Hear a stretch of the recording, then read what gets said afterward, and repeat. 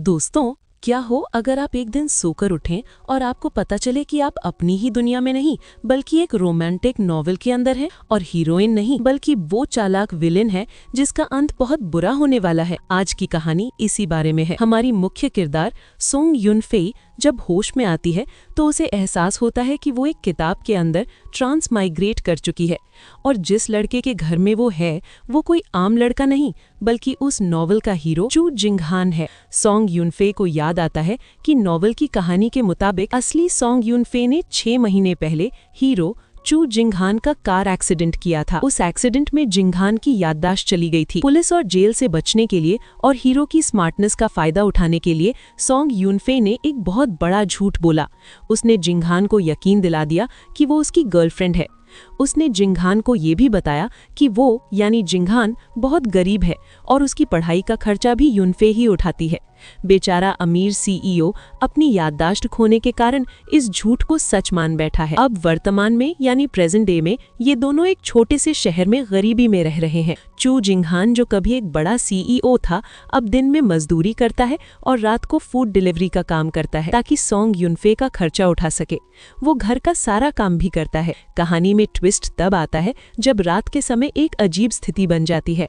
Original story के मुताबिक villain song युनफे चाहती थी कि वो प्रेग्नेंट हो जाए ताकि हीरो उसे छोड़ न सके, लेकिन हमारी नई सोंग युनफे जानती है कि अगर ऐसा हुआ तो भविष्य में जब जिंगहान की याददाश्त वापस आएगी तो वो उसे माफ नहीं करेगा। जब जिंगहान सोने के लिए बिस्तर पर आता है तो युनफे बुरी तरह घबरा जाती है।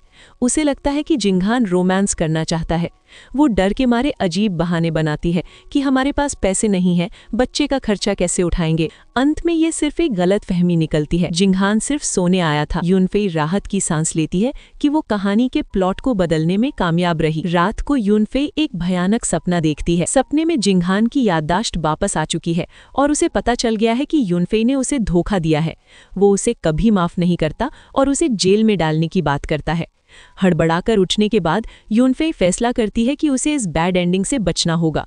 उसे याद आता है कि जिंगहान की याददाश्त वापस आने में अभी 1 साल का समय बाकी है। उसका नया प्लान है पैसे कमाना और याददाश्त वापस आने से पहले भाग जाना। दूसरी तरफ हम चू जिंगहान की लाइफ देखते हैं। ऑफिस में उसकी फीमेल कलीग्स उसे बहुत पसंद करती हैं। वे आपस में बात करती हैं कि जिंगहान कितना हैंडसम और मेहनती है, लेकिन उसकी गर्लफ्रेंड यानी युनफे बहुत बुरी है। कलीग्स का मानना है कि युनफे दिन भर बस जिंगहान के पैसों पर ऐश करती है, नए फोन खरीदती है और खुद कोई काम नहीं करती। जिंगहान एक स्ट्रेट मैन की तरह इन बातों पर ध्यान नहीं देता और सिर्फ अपनी गर्लफ्रेंड के प्रति वफादार रहता है। वो पार्टी में जाने से भी मना कर देता है क्योंकि उसे डिलीवरी बॉय का काम करना है। घर वापस आकर युनफे पैसों का हिसाब लगाती है। जिंगहान की मेहनत की कमाई के बावजूद पुरानी युनफे के खर्चीले स्वभाव की वजह से उनके पास महीने के लिए सिर्फ 300 युआन बचे हैं। बिजली पानी का बिल भरने के भी लाले पड़े हैं। तभी उसकी नज़र एक जॉब एडवर्टाइजमेंट पर पड़ती है, रियल एस्टेट सेल्स। इसमें बेसिक सैलरी और कमीशन दोनों अच्छा है। चूंकि युनफे ने पहले इंटीरियर डिजाइनिंग की पढ़ाई की थी, उसे लगता है कि ये जॉब उसके लिए बेस्ट है। अब उसने ठान लिया है कि वो खुद काम करेगी, पैसे जोड़ेगी और अपनी जान बचाकर इस कहानी से निकल जाएगी। युनफे ने रियल एस्टेट सेल्स के लिए अप्लाई किया था और कमाल थी बात देखिए, बिना किसी इंटरव्यू के सिर्फ रेज्यूमे भेजते ही उसे नौकरी मिल गई। युनफे खुद हैरान है कि सेल्स की जॉब मिलना इतना आसान है क्या। शाम को जब वो घर लौटती है तो जिंगहान पहले से वहां मौजूद है। घर का माहौल बड़ा ही पति पत्नी वाला हो गया है। जिंगहान ने खाना बनाया है और युनफे आते ही उसे फल खिलाती है। जिंगहान को ये सब बड़ा अजीब लग रहा है। उसे शक हो रहा है कि ये वही लड़की है जो पहले कोई काम नहीं करती थी, आज नौकरी की बात कर रही है। तभी खाते खाते युनफे के साथ कुछ अजीब होता है। उसे अचानक अपनी आंखों के सामने शेयर मार्केट के ग्राफ दिखने लगते हैं। उसे भविष्य दिखाई देने लगता है कि कौन सा शेयर ऊपर जाएगा और कौन सा नीचे। युनफे हैरान है कि उसे ये सब कैसे पता चल रहा है। क्या ये इस नई दुनिया में उसकी कोई सुपर पावर है। खैर, वो इस बात को दबा देती है और जिंगहान को बताती है कि कल से वो रियल एस्टेट कंपनी में काम शुरू कर रही है। अगली सुबह जिंगहान उसे अपनी इलेक्ट्रिक स्कूटर पर ऑफिस छोड़ने जाता है, लेकिन जिंगहान के मन में अभी भी शक है। वो ताना मारता है कि तुम्हारा ये काम करने का जोश सिर्फ 2-3 दिन का है, तुम टिकोगी नहीं। युनफे भी हार नहीं मानती। वो कहती है कि वो घर पर गर्मी में बोर हो रही थी, कम से कम ऑफिस में एसी तो मिलेगा। जब युनफे ऑफिस पहुंचती है तो वहां का नजारा किसी पिरामिड स्कीम या कल्ट जैसा है। मैनेजर पागलों की तरह चिल्ला रहा है, खून बहा दो, पागल हो जाओ, ना खाना है ना सोना है, बस पैसा कमाना है। यूनफेई सोचती है, भाई मैं सेल्स करने आई हूँ या किसी स्कैम में फंस गई हूँ। मैनेजर की अजीब हरकतों को देखकर यूनफेई को हंसी भी आती है और डर भी लगता है। दूसरी तरफ जिंगहान के ऑफिस में फिर से गॉसिप शुरू हो गई है। उसकी फीमेल कलीग्स उसे कहती हैं, अरे 2 दिन हो गए तुम्हारी गर्लफ्रेंड का कोई फोन नहीं आया, क्या तुम्हारा ब्रेकअप हो गया? जिंगहान ऊपर से तो सख्त बनता है और कहता है कि उसे इन बातों से फर्क नहीं पड़ता। वो अपने बॉस से और ज्यादा काम मांगता है ताकि उसका ध्यान बटा रहे, लेकिन अंदर ही अंदर वो भी सोच रहा है कि आखिर यूनफेई इतनी बदल कैसे गई। पहले जो लड़की दिन में 800 बार कॉल करती थी, अब वो एकदम शांत कैसे हो गई। शाम को यूनफेई उसे मैसेज करती है, ऑफिस के बाद सुपरमार्केट में मिलो, वहां लॉटरी निकल रही है। सुपरमार्केट में एक ऑफर चल रहा है, अगर आप 100 युआन का सामान लेते हैं तो लॉटरी का टिकट मिलेगा। यूनफे जो अब बाई पाई का हिसाब रख रही है, कैलकुलेटर लेकर खड़ी है कि कौन सा चावल सस्ता है, लेकिन हमारा हीरो चू जिंगहान भले ही याददाश्त खो चुका है, लेकिन उसका सीईओ वाला दिमाग अभी भी तेज है। वो 1 सेकंड में बिना कैलकुलेटर के बता देता है कि कौन सा कॉम्बो सस्ता पड़ेगा। यूनफे उसे देखती रह जाती है, मानो वो कोई रोबोट हो। बिल 103 युआन का बनता है, यानी उन्हें 2 बार लॉटरी घुमाने का मौका मिलता है। पहला इनाम बियर की एक पेटी। यूनफे ठीक ठाक खुश होती है, लेकिन जब जिंगहान अपना टिकट स्क्रैच करता है या व्हील घुमाता है तो चमत्कार हो जाता है। सेकंड प्राइज एक ब्रांड न्यू रेफ्रिजरेटर। यूनफे खुशी से पागल हो जाती है। उनकी गरीबी में ये फ्रिज किसी जैकपॉट से कम नहीं है। जिंगहान की किस्मत वाकई बहुत तेज है। हमारी नकली गरीब जोड़ी ने लॉटरी में एक बड़ा रेफ्रिजरेटर जीता। खुशी तो बहुत है, लेकिन मुसीबत यह है कि वो आए थे एक छोटी सी इलेक्ट्रिक स्कूटर पर, अब ये हाथी जैसा फ्रिज घर कैसे जाएगा। जिंगहान सुझाव देता है कि वो बस से चला जाएगा, लेकिन यूनफे का दिमाग कुछ ज्यादा ही तेज चलता है। वो एक खतरनाक जुगाड़ लगाती है। वो खुद स्कूटर चलाती है और पीछे जिंगहान को फ्रिज पकड़कर बैठा देती है। नजारा ऐसा है कि देखने वाले भी हैरान रह जाएं। जैसा कि उम्मीद थी, भारी बोझ की वजह से रास्ते में ही स्कूटर की बैटरी खत्म हो जाती है। अब दोनों को पैदल स्कूटर और फ्रिज को धकेलना पड़ता है। राह चलते लोग उन्हें घूर रहे हैं, कुछ लोग मजाक भी बना रहे हैं। यहाँ पर एक इमोशनल पल आता है। जिंगहान, जिसकी याददाश्त जा चुकी है, बहुत शर्मिंदा महसूस करता है। वो यूनफे से माफी मांगता है, मुझे माफ कर दो, मैं बहुत गरीब हूँ, मेरे दुश्मन है और मेरी वजह से तुम्हें ये सब सहना पड़ रहा है। यूनफे मन ही मन सोचती है, अरे भाई, तुम यंजिंग ग्रुप के प्रेसिडेंट हो, गरीब तुम नहीं, मैं हूँ जो तुम्हें बेवकूफ बना रही हूँ। लेकिन ऊपर से वो उसे दिलासा देती है कि तुम्हारे अच्छे दिन जरूर आएंगे, तुम बहुत टैलेंटेड हो। कहानी में यहाँ एक नया ट्विस्ट आता है। दूर खड़ी एक कार में 2 लोग इन दोनों को देख रहे हैं। एक आदमी जो शायद जिंगहान का दुश्मन है और एक लड़की जिसका नाम नान नान है। नान नान कोई और नहीं बल्कि जिंगहान की असली मंगेतर यानी फियोंसे है। वो गुस्से में है, उसे जलन हो रही है कि जिंगहान ने उससे शादी करने से मना कर दिया था, लेकिन अब इस धोखेबाज यूनफे के साथ गरीबी में भी खुश है। नान नान फैसला करती है कि वो अभी बीच में नहीं आएगी, बल्कि जिंगहान को बर्बाद होते हुए देखेगी। खैर, किसी तरह वे घर पहुंचते हैं। फ्रिज पाकर यूनफे बहुत खुश है, लेकिन जिंगहान का दिमाग अब खतरे की घंटी बजा रहा है। उसे यूनफे की बातों में झोल नजर आने लगा है। वो अचानक एक सवाल पूछता है जिसने यूनफे के होश उड़ा दिए। जिंगहान कहता है, मेरी आईडी के हिसाब से मैं 28 साल का हूँ और तुम 23 की। जब मैं कॉलेज में था तब तुम मिडिल स्कूल में रही होगी, तो तुमने मेरी पढ़ाई का खर्चा कैसे उठाया? यूनफे का पसीना छूट जाता है, उसका झूठ पकड़ा जाने वाला है।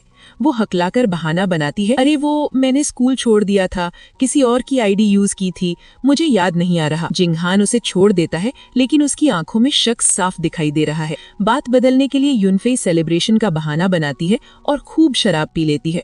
नशे में वो बाथरूम में जाकर गाने लगती है और अजीब हरकतें करती है। अगली सुबह जब वो उठती है तो उसे कुछ याद नहीं होता। जिंगहान उसे हैंगओवर सूप देता है। यूनफे डरते हुए पूछती है, क्या कल रात हमारे बीच कुछ हुआ था?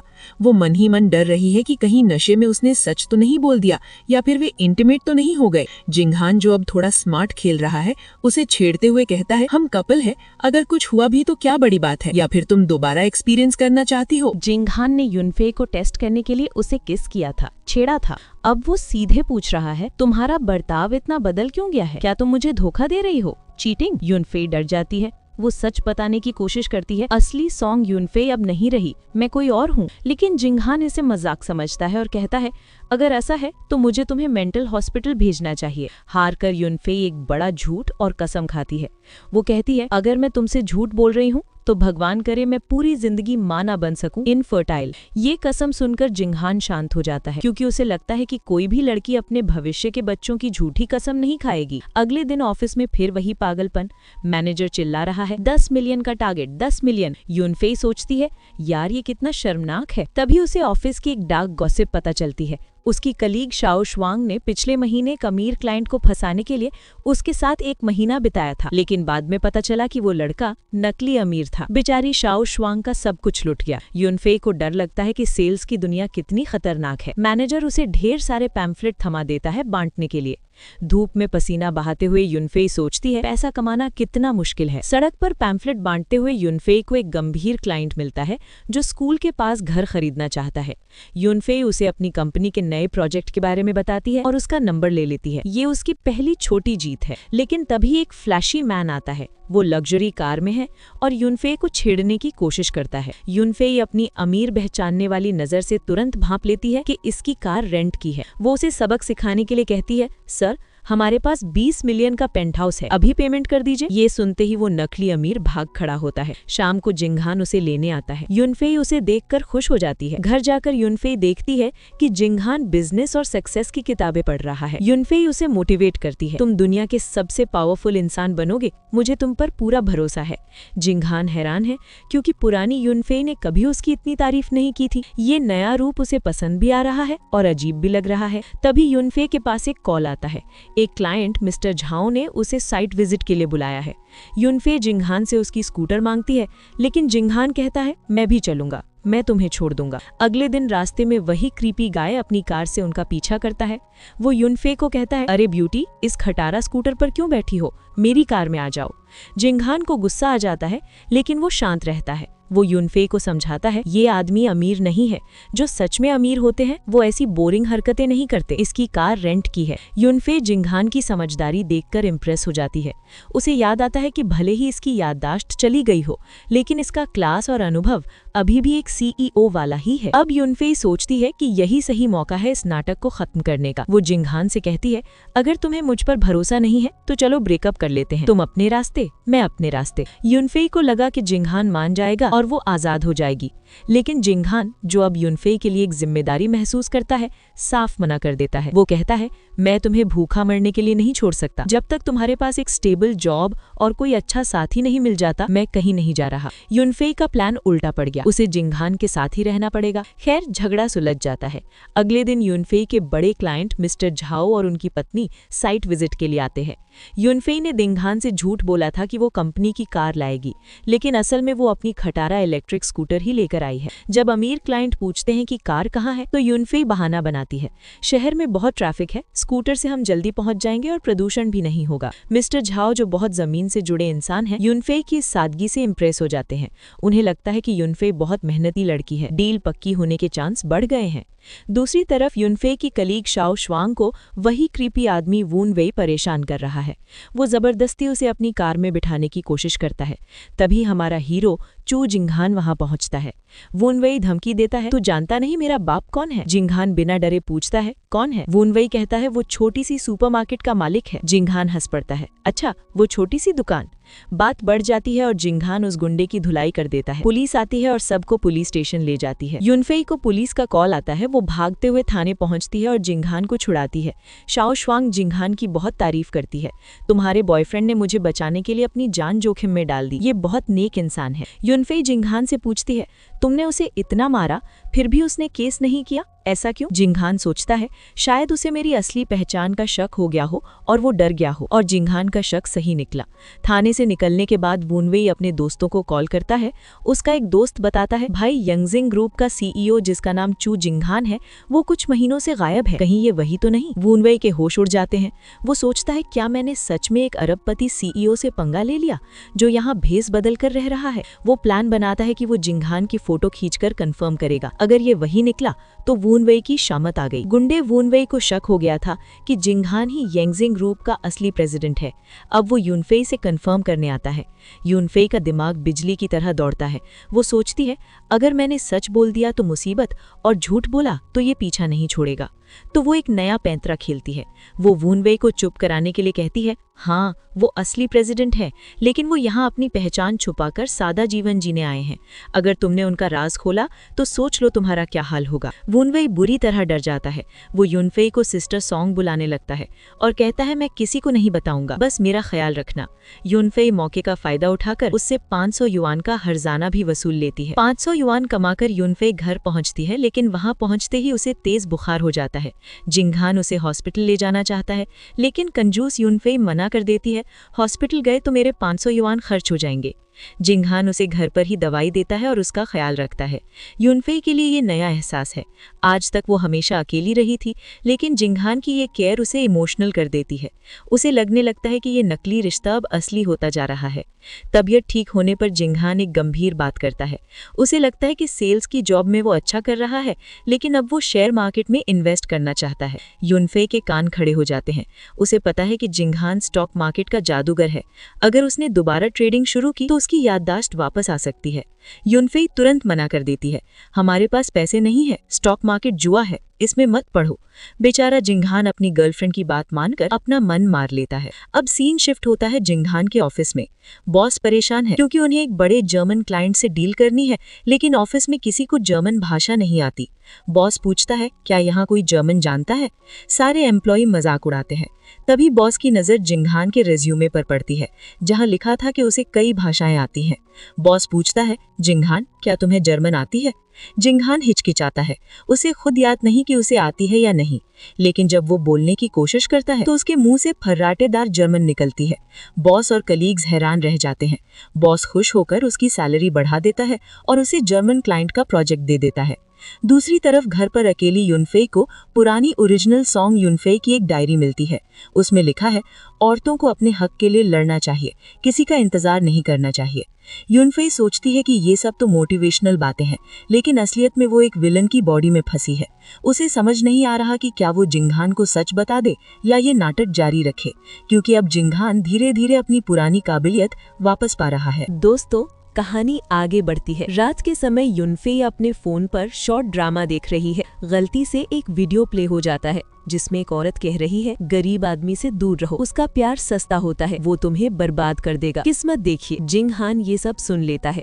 उसे लगता है कि यूनफेई ये वीडियो जानबूझकर देख रही है क्योंकि वो उसे पसंद नहीं करती। वो दुखी होकर कहता है, मैं जानता हूँ मैं गरीब और बेकार हूँ, तुम मुझे छोड़ सकती हो। यूनफेई बेचारी सफाई देती रह जाती है कि ये वीडियो अपने आप प्ले हुआ था, लेकिन जिंगहान का मूड खराब हो जाता है। वो स्टडी रूम में जमीन पर सोने चला जाता है। यूनफेई को अपनी गलती का एहसास होता है। वो जिंगहान को मनाने जाती है, तुम मेरे लिए सबसे बेस्ट हो, प्लीज गुस्सा छोड़ दो। काफी मनाने के बाद जिंगहान मान जाता है, लेकिन वो एक शर्त रखता है, जब तक तुम्हें कोई बेहतर नहीं मिलता मैं तुम्हारी जिम्मेदारी उठाऊंगा। तभी जिंगहान यूनफेई के फोन में चल रहे ड्रामा की एक्ट्रेस को देखता है और कहता है, ये एक्ट्रेस बहुत जानी पहचानी लग रही है। यूनफेई के पसीने छूट जाते हैं क्योंकि वो एक्ट्रेस कोई और नहीं बल्कि जिंगहान की असली मंगेतर की बेस्ट फ्रेंड है। यूनफेई तुरंत बात बदल देती है और सोने का बहाना बनाती है ताकि जिंगहान को कुछ और याद न आए। अगले दिन यूनफेई घर पर अकेली है और अचानक किचन की पानी की पाइप फट जाती है।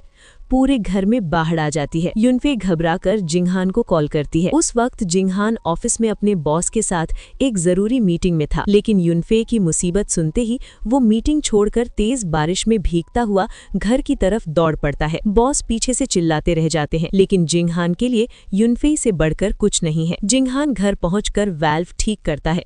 वो पूरी तरह भीगा हुआ है। यूनफेई नोटिस करती है कि जिंगहान के हाथ में चोट लगी है। पूछने पर पता चलता है कि बारिश में जल्दबाजी में आते हुए वो गिर गया था। यूनफेई को बहुत गिल्ट महसूस होता है। वो सोचती है, अगर मैंने कॉल नहीं किया होता तो इसे चोट नहीं लगती। वो प्यार से जिंगहान की चोट पर दवाई लगाती है। दवाई लगाते हुए यूनफेई जिंगहान की आंखों में देखती है और पूछती है, तुम कभी हंसते क्यों नहीं? क्या तुम बहुत दुखी हो? जिंगहान एक गहरा जवाब देता है, ऐसी यानी गरीबी भरी जिंदगी में हंसने जैसा क्या है? ये सुनकर यूनफेई का दिल पिघल जाता है। वो उसे दिलासा देती है, चिंता मत करो, सब ठीक हो जाएगा, तुम्हारे पास मैं हूं ना। जिंगहान ने युनफे के लिए कुछ भी करने की कसम खाई थी। आज घर पर एक नया टीवी और फर्नीचर डिलीवर होता है। युनफे हैरान रह जाती है, ये सब कहाँ से आया?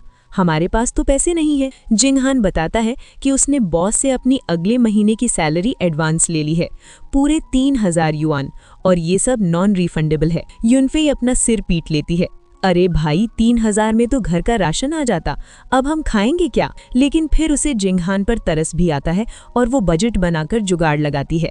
वो जिंगहान के लिए नए कपड़े खरीदने का भी फैसला करती है, क्योंकि अब वो सेल्स में है। कुछ दिनों बाद जिंगहान को एक इंटरनेशनल एग्जीबिशन में जाना है। युनफे भी जिद करके उसके साथ जाती है, ये सोचकर कि चलो इसी बहाने छुट्टी मिल जाएगी। वहाँ जिंगहान के कलीग्स उन्हें छेड़ते हैं, अरे तुम दोनों शादी कब कर रहे हो? युनफे मन ही मन सोचती है, शादी? अगर शादी हो गई तो मेरी तो शामत आ जाएगी जब इसकी याददाश्त वापस आएगी। जिंगहान बात को संभाल लेता है, पहले घर खरीदेंगे फिर शादी करेंगे। एग्जीबिशन में युनफे देखती है कि उनकी कंपनी का स्टॉल बहुत बेकार लग रहा है, कपड़े अजीब ढंग से रखे हुए हैं। युनफे, जिसने इंटीरियर डिजाइन पढ़ा है, तुरंत स्टॉल का हुलिया बदल देती है। वो कपड़ों को ऐसे स्टाइल करती है कि वो महंगे ब्रांड के लगने लगते हैं। वहाँ मौजूद लोग उसकी तारीफ करते हैं और उसके साथ काम करने की इच्छा जताते हैं। युनफे का कॉन्फिडेंस 7वें आसमान पर है। तभी जिंगहान का बॉस मिस्टर ही घबराया हुआ आता है। एक कॉम्पिटिटर उनके जर्मन क्लाइंट को चुराने की कोशिश कर रहा है। जिंगहान वहां पहुंचता है और फर्राटेदार जर्मन में बात करके क्लाइंट को इम्प्रेस कर देता है। लेकिन तभी वहां मिस्टर ली आते हैं, जो इंडस्ट्री के एक बड़े आदमी है। वो जिंगहान को देखते ही पहचान लेते हैं, अरे ये तो प्रेसिडेंट चू है। मिस्टर ली हैरान होकर पूछते हैं, प्रेसिडेंट चू, आप यहाँ क्या कर रहे हैं? युनफे का दिल हलक में आ जाता है। अगर जिंगहान को पता चल गया कि वो सीईओ है तो खेल खत्म। युनफे तुरंत बात को संभाल लेती है। वो हंसते हुए जिंगहान के गले लग जाती है और कहती है, हनी, तुम प्रेसिडेंट चू कब बन गए? मुझे तो बताया ही नहीं। मिस्टर ली बहुत चतुर आदमी है, वो युनफे का इशारा समझ जाते हैं।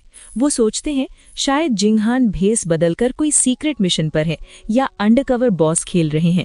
मिस्टर ली तुरंत अपनी बात पलट देते हैं और कहते हैं, ओह माफ करना, मुझे गलतफहमी हो गई थी, आप तो हूबहू उन्हीं के जैसे दिखते हैं। जिंगहान राहत की सांस लेता है। उसे लगता है कि सच में कोई गलतफहमी हुई होगी, लेकिन मिस्टर ली की आंखों में एक चमक है। वो जान गए हैं कि ये असली शेर है जो भेड़ की खाल में छुपा है। जिंगहान अब युनफे से और भी ज्यादा प्यार करने लगा है। घर आते ही वो युनफे को एक प्यारा सा पपी गिफ्ट करता है। वो कहता है, जब मैं घर पर नहीं रहूंगा तो ये तुम्हारा साथ देगा। युनफे पपी को देखकर बहुत खुश होती है, लेकिन उसे दुख भी है कि जब ये सपना टूटेगा तो इस पपी का क्या होगा। जिंगहान बताता है कि उसकी सैलरी बढ़ गई है और उसे 15% डिविडेंड भी मिलेगा। ये सुनकर युनफे की आंखें चमक उठती हैं। जिंगहान जोश में आकर कहता है, चलो अब हम अपना घर खरीदते हैं। युनफे घबरा जाती है। वो सोचती है, अरे कुछ ही दिनों में इसकी याददाश्त वापस आ जाएगी और ये अपने महल में चला जाएगा। यहाँ घर खरीदकर पैसे क्यों बर्बाद करना? वो बहाना बनाती है, लोन बहुत महंगा पड़ेगा, हम किराए पर ही ठीक हैं। लेकिन जिंगहान जिद पर अड़ा है। वो इमोशनल होकर कहता है, तुमने कहा था कि घर होने से शादी की गारंटी मिलती है, क्या तुम मुझसे शादी नहीं करना चाहती? युनफे बुरी तरह फंस गई है। वो टालने के लिए हाँ कर देती है, लेकिन अंदर से डर रही है कि ये जेल जाने से पहले की बर्बादी है। रात को माहौल थोड़ा रोमांटिक हो जाता है। जिंगहान युनफे के करीब आता है और पूछता है, तुम हमेशा कहती हो कि हम बचपन से साथ हैं, बहुत प्यार करते हैं, लेकिन मुझे लगता है कि तुम मेरे साथ रहना नहीं चाहती। क्या तुम मुझसे दूर भाग रही हो? युनफे डर जाती है। उसे लगता है कि अगर वो जिंगहान के ज्यादा करीब गई तो उसे सच में प्यार हो जाएगा, और जब जिंगहान की याददाश्त वापस आएगी तो उसका दिल बुरी तरह टूटेगा। वो बात बदल देती है और सोने का नाटक करती है। जिंगहान को लगता है कि शायद युनफे उसे गरीब समझकर रिजेक्ट कर रही है। तभी युनफे को एक पुराने साथी का कॉल आता है, डॉक्टर बो यू। ये वही डॉक्टर है जिसने एक्सीडेंट के बाद जिंगहान की याददाश्त जाने की बात छुपाई थी। बो यू चेतावनी देता है, चू फैमिली ने मेरी जांच शुरू कर दी है, जिंगहान का राज खुलने वाला है। युनफे, अभी भी वक्त है, सच बता दो और माफी मांग लो। युनफे कहती है, अब बहुत देर हो चुकी है, अगर मैंने सच बताया तो वो मुझे कच्चा चबा जाएंगे। जब तक हो सके राज ही रहने दो, और अगर पकड़े गए तो सारा इल्जाम मुझ पर डाल देना। घर में एक बड़ा सा चूहा निकल आता है। युनफे डर के मारे जिंगहान की गोद में चढ़ जाती है।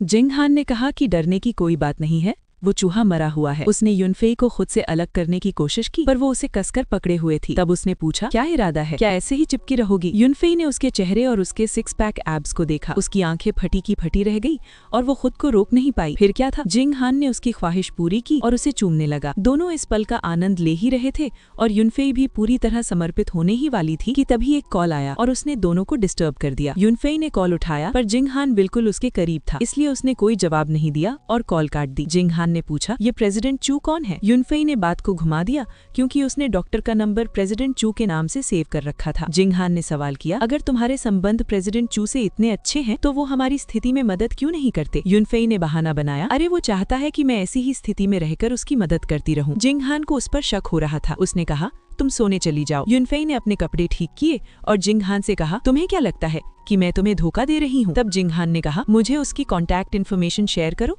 मैं चेक करूंगा। उसने नंबर शेयर कर दिया। जिंग हान ने उस नंबर पर मैसेज किया। उधर से रिप्लाई आया, बोलिए प्रेसिडेंट चू, आप क्या चाहते हैं? क्या आपको स्टॉक ट्रेडिंग के बारे में जानना है? जिंग हान ने रिप्लाई किया, मुझे इसके बारे में कुछ नहीं पता। सामने से जवाब आया, मैं आपको बताता हूँ। सबसे पहले आपको एक अकाउंट बनाना होगा और उसके बाद उसमें पैसे लगाने होंगे। दूर बैठी युनफेई ये सब देख रही थी। उनका कुत्ता भी वहीं बैठ गया। युनफेई ने जिंग हान का ध्यान भटकाने के लिए कहा, देखो ना, हमारे डॉगी ने सूसू कर दिया है, मुझे इसे बाहर टहलाने ले जाना होगा, वरना ये यहाँ पॉटी भी कर सकता है। फिर वे दोनों उसे घुमाने ले गए और इस तरह जिंग हान का ध्यान फोन से हट गया। तब युनफेई ने जिंग हान को बातों में उलझाते हुए कहा, प्रेसिडेंट चू ने मुझे बहुत कुछ बताया है कि हम किस प्रकार ट्रेडिंग कर सकते हैं और अमीर बन सकते हैं। वो मन ही मन सोच रही थी, मैं तो बस तुम्हें अपने पास रखना चाहती हूँ।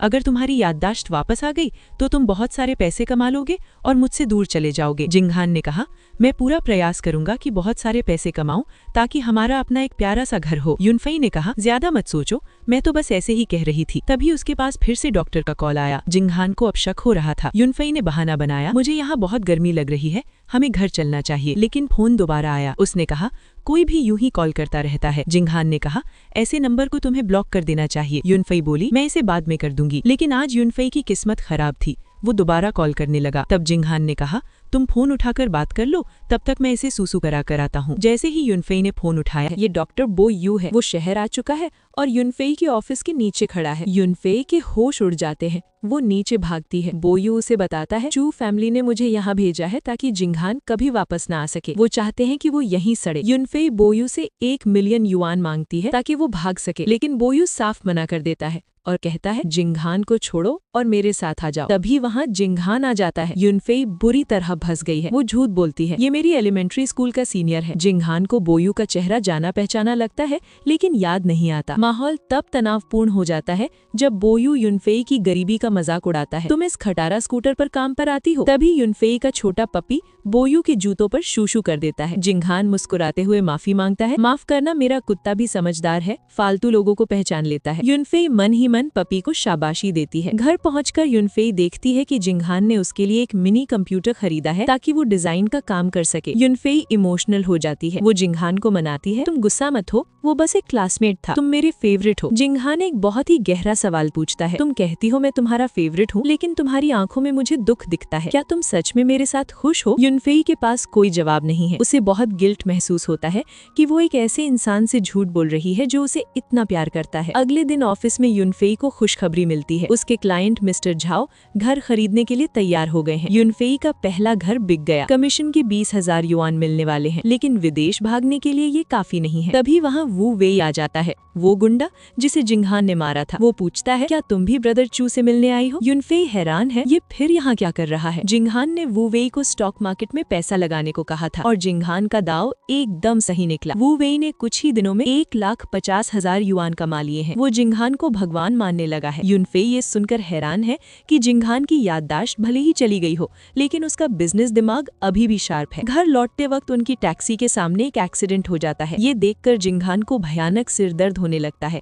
उसके दिमाग में पुराने एक्सीडेंट के फ्लैशबैक आने लगते हैं। तेज रोशनी, ब्रेक की आवाज और दर्द। युनफेई डर जाती है, क्या इसे सब याद आ गया? वो जिंग हान का दर्द नहीं देख पाती और सच बोलने ही वाली होती है, दरअसल वो मैं थी। लेकिन जिंग हान कहता है, मुझे कुछ याद नहीं आ रहा, बस सिर फट रहा है। युनफेई राहत की सांस लेती है और उसे संभालती है। अगले दिन युनफेई को एक और झटका लगता है। जिंग हान की मंगेतर की दोस्त शाओ शेयन उसे मिल जाती है। वो युनफेई को सच बता देती है, तुम्हें पता है कि जिंग हान की मंगेतर है, फिर भी तुम उसके साथ हो, तुम बेशर्म हो।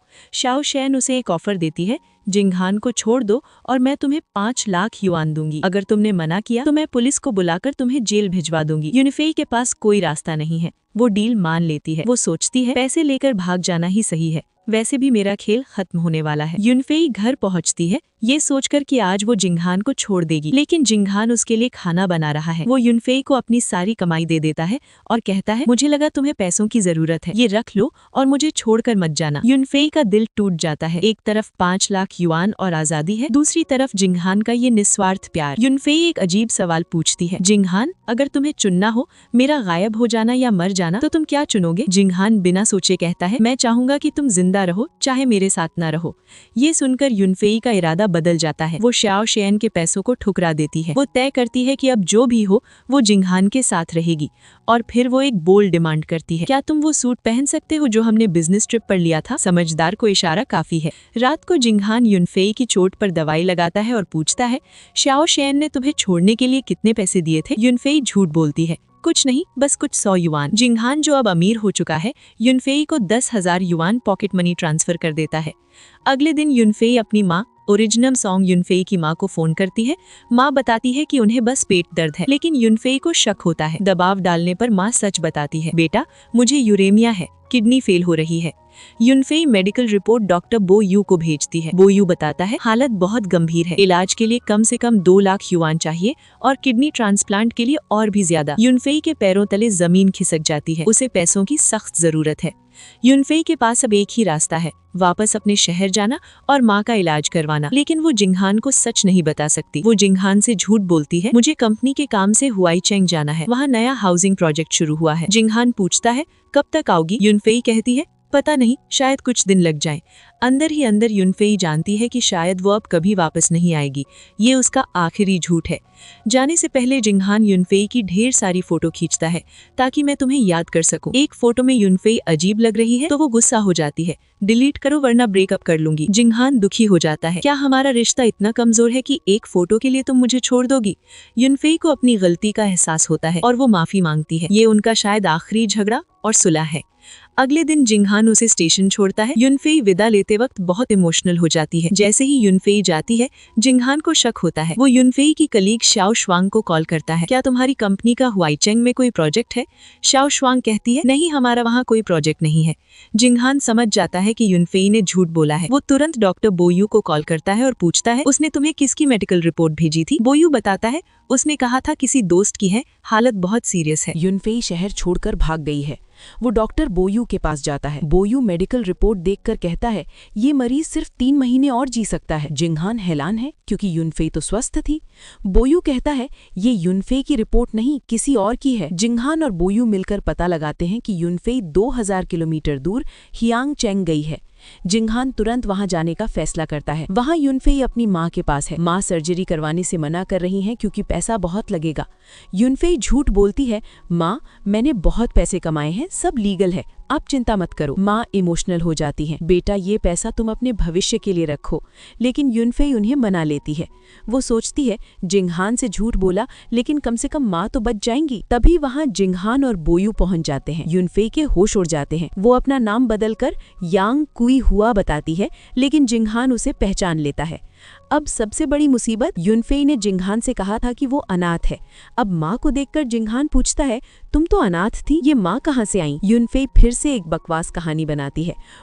मैं बचपन में किडनैप हो गई थी, फिर अनाथालय में रही और अभी हाल ही में माँ से मिली हूँ। हैरानी की बात है कि प्यार में अंधा जिंगहान इस झूठ को भी सच मान लेता है। यूनफेई को यकीन नहीं होता कि जिंगहान ने उस पर शक क्यों नहीं किया।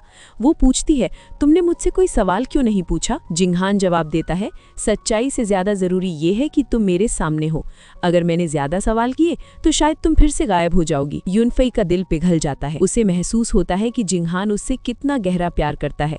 वो मन ही मन सोचती है जब इसकी याददाश्त वापस आएगी और इसे पता चलेगा कि मैंने इसे कितना धोखा दिया है तो ये मुझे छोड़ेगा नहीं। जिंगहान यूनफेई की माँ से मिलना चाहता है। यूनफेई डरते डरते उसे माँ के पास ले जाती है। माँ पूछती है ये कौन है? बोयू कहने ही वाला होता है कि कलीग है, लेकिन यूनफेई कह देती है ये मेरा बॉयफ्रेंड है। माँ खुश हो जाती है और पूछती है बेटा क्या करते हो? जिंगहान जो असल में अरबपति CEO है कहता है मैं फैक्ट्री में सुपरवाइजर हूँ। माँ और खुश हो जाती है। वाह, सुपरवाइजर 7-8 हजार तो कमाते ही होंगे। शादी कब कर रहे हो? यूनफेई का चेहरा देखने लायक है। वो सोचती है, काश मैंने कलीग ही बोल दिया होता।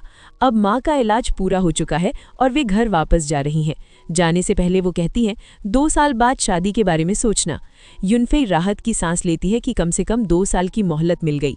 लेकिन जिन्हान फिर वही सवाल पूछता है, शादी के लिए कौन सा शहर चुनना है? यूनफेई बहाना बनाकर टाल देती है, क्योंकि उसे पता है कि ये शादी कभी नहीं होने वाली। यूनफेई को पता चलता है कि येनजिंग ग्रुप में चेयरमैन का चुनाव होने वाला है। अगर जिंगहान वहां मौजूद नहीं रहा तो वो अपनी कंपनी और पोजीशन खो देगा। श्याओ शियन उसे फोन करके डील पक्की करती है, अगर तुम जिंगहान को 3 महीने तक दूर रखोगी तो मैं तुम्हें 1 मिलियन युआन दूंगी। लेकिन यूनफेई जानती है कि जिंगहान का चेयरमैन बनना जरूरी है। वो सोचती है, मुझे इसे छोड़ना ही होगा ताकि ये अपनी असली जगह वापस जा सके। शाम को यूनफेई जिंगहान को पिटअप करने के लिए बुलाती है। जिंगहान अपनी पिंक इलेक्ट्रिक स्कूटर लेकर आता है। तभी एक तेज रफ्तार स्कूटर वाला उसे पीछे से टक्कर मार देता है। जिंगहान गिर जाता है और उसे चोट लगती है। लेकिन इस एक्सीडेंट के बाद जिंगहान का व्यवहार बदल जाता है। जब वो घर आता है तो वो बहुत चुप और ठंडा हो गया है। यूनफेई डर जाती है, क्या इस टक्कर से इसकी याददाश्त वापस आ गई है? वो पूछती है, तुम इतनी देर से क्यों आए? जिंगहान रूखा सा जवाब देता है, फैक्ट्री में काम था। अगले दिन ऑफिस में जिंगहान अपने बॉस मिस्टर ही से सलाह लेता है। मिस्टर ही एक लव गुरु की तरह समझाते हैं, रिश्ते में सिर्फ चेहरा काम नहीं आता, एक दूसरे की जरूरत पूरी करना जरूरी है, जैसे सुरक्षा और साथ। जिंगहान पूछता है, मेरा एक दोस्त है, उसकी याददाश्त चली गई थी और अब उसे लगता है कि उसकी गर्लफ्रेंड उससे कुछ छुपा रही है। बॉस समझ जाते हैं कि ये दोस्त कोई और नहीं बल्कि खुद जिंगहान है।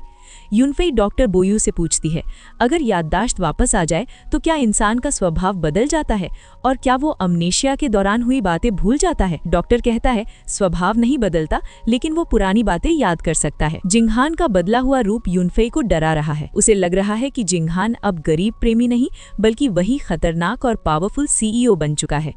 यूनफेई को चिंता होती है, इसलिए वो रात के 3 बजे तक जिंगहान के ऑफिस के बाहर उसका इंतजार करती है और वहीं सो जाती है। सुबह 5 बजे जब जिंगहान बाहर आता है तो यूनफेई को देखकर हैरान रह जाता है।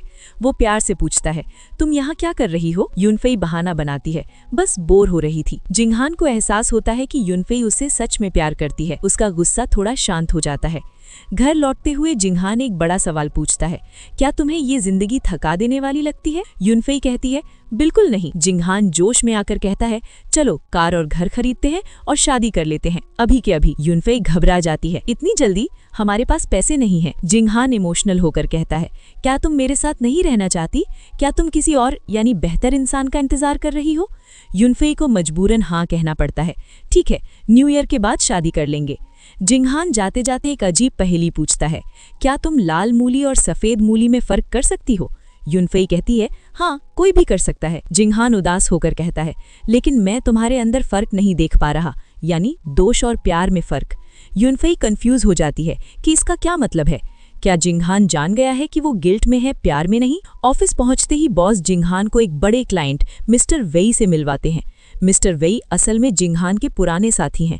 वे जिंगहान को पहचान लेते हैं। प्रेसिडेंट चू, हम आपको कब से ढूंढ रहे हैं। जिंगहान अभी भी नाटक कर रहा है या सच में याददाश्त खो चुका है, ये साफ नहीं है।